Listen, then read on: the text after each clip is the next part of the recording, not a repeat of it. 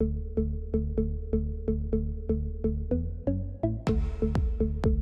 Desmond Shaw, and this week on Look at This, it's part 2 of our look at the San Gabriel Valley. Last week we weren't able to give you a complete look at the valley because of breaking news, so that's why we wanted to split it into 2 parts. And let's kick off this week with a look at Arcadia's most famous feature, and also one of the most famous racetracks in the world.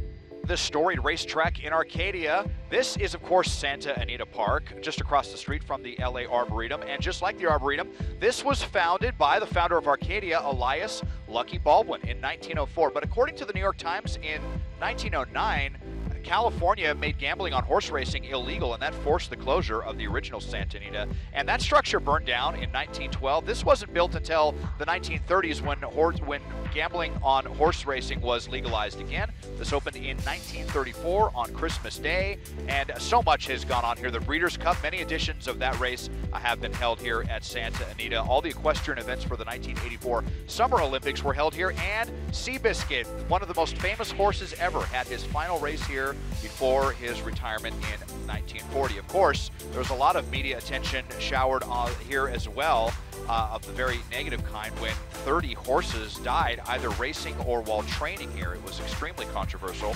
But it's not just horse racing that is featured here. The 626 Night Market is also held in the huge parking lot here several weekends throughout the summer. A very cool event to check out. And if you are into horse racing, the season typically runs from right around Christmas Day until mid-June every year. Thanks to Dolores Marchetti for telling me to check out Santa Anita Racetrack. During World War II, 100,000 troops were trained at Santa Anita when it was turned into an army camp. However, more than 20,000 Japanese American citizens were also rounded up here at Santa Anita before being sent to farther flung internment camps during World War II. And George Takei actually recounted this. He was at Santa Anita when they converted one of the horse stables into a makeshift apartment. There's actually a plaque at Santa Anita that commemorates this very dark time in American history. Next, let's head east to one of the best hospitals in the country that had a rather unlikely beginning more than 100 years ago. This renowned hospital in the city of Duarte, this is City of Hope Medical Center, recognized as one of the top cancer hospitals and research centers anywhere in the country. But it is a facility that had a much more humble beginning in 1913 when it was called the Los Angeles Sanatorium, and it was basically just a group of tents on 10 acres that was used to treat and isolate people that had tuberculosis. It was believed that arid weather could help with the treatment of tuberculosis in those days, so that's why it was built in the San Gabriel Valley and not Los Angeles County. But after antibiotics for tuberculosis were discovered after World War II, attention turned to turning this into a full-fledged medical center, and it really grew between the 1950s and 80s under the direction of Ben Horowitz. According to the LA Times, grew the operational budget from more than $600,000 to $100 million, and what was once 10 acres of tents is now 120 acres and growing of state-of-the-art medical facilities. You can see construction here. They are still expanding. They specialize in liver, blood, head, and neck cancers, but they also do a lot of research for AIDS, HIV, and diabetes. It was actually researchers from City of Hope that first produced human insulin back in 1978. So a lot of important discoveries, and right here at the forefront of the battle against cancer, the City of Hope here in the city of Duarte in the San Gabriel Valley. Big thanks to Rod Coates for telling me to check this out. Hopefully you never need to visit City of Hope, but it's great to know that there are so many smart and dedicated people on the forefront of the battle against cancer. And they also have 30 satellite offices all across California. Now we're off to the industrial city of Irwindale for something I've been wanting to show you from the sky for a long time. Huge, huge holes in the earth that are probably a lot more important than anybody realizes. This huge pit in Irwindale, it is one of many. These are the mining pits of Irwindale, and mining companies have been digging holes in the earth here for more than 100 years. The first one dug in 1900, and today, these massive pits, 17 of them in total, only 6 in operation, but they dominate 70% of the land area of the city of Irwindale. So why are all these holes in Irwindale specifically? Well, it's because of the proximity to the San Gabriel Mountains and the San Gabriel River. Over the course of thousands of years, so much sand, rock, and gravel has found its way out of the mountains through erosion and down the San Gabriel River that you have these incredibly rich deposits of earth and material spread all across the Irwindale area. So all of this stuff is used in construction for all over Southern California. And according to KCET, more than 1 billion tons of material have been extracted here from Irwindale, and they've been used to build a lot of famous buildings like the Bonaventure Hotel, LA City Hall, Dodger Stadium, amongst many more. And all of our roads and freeways were built with material that came out of these massive pits. So the next time you're driving down the 210 and you come south on the 605 next to these pits, remember that we all have a huge debt of gratitude to Irwindale and these mining companies for basically building Southern California. So the city's trying to figure out what to do with these massive holes once the mining operations are done. After all, these holes occupy 70% of the city of Irwindale. Now, one of the pits was filled in, and that's where Irwindale Speedway is. And back in the 1980s, there was actually a plan to try to lure the, at that time, Los Angeles Raiders to Irwindale, to the site of one of these craters. The crater is still there, just north of the 210 freeway, and it is referred to by locals as the Raider Crater. So Irwindale has really attached its identity to these huge holes in the ground, but there's more than that in Irwindale, actually one of the best recreational sites in the entire San Gabriel Valley.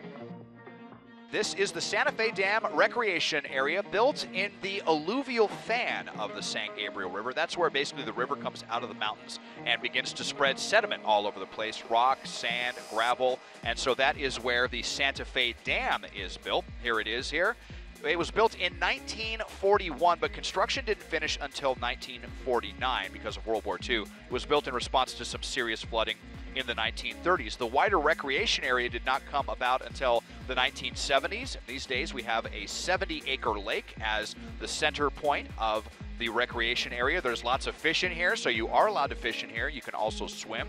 Here's a beach right here, complete with lifeguard stations. And there's some fantastic nature trails behind the lake that go all the way back pretty deep into the San Gabriel River area. And you can also bike on top of the dam itself. I've done it myself. Very, very cool.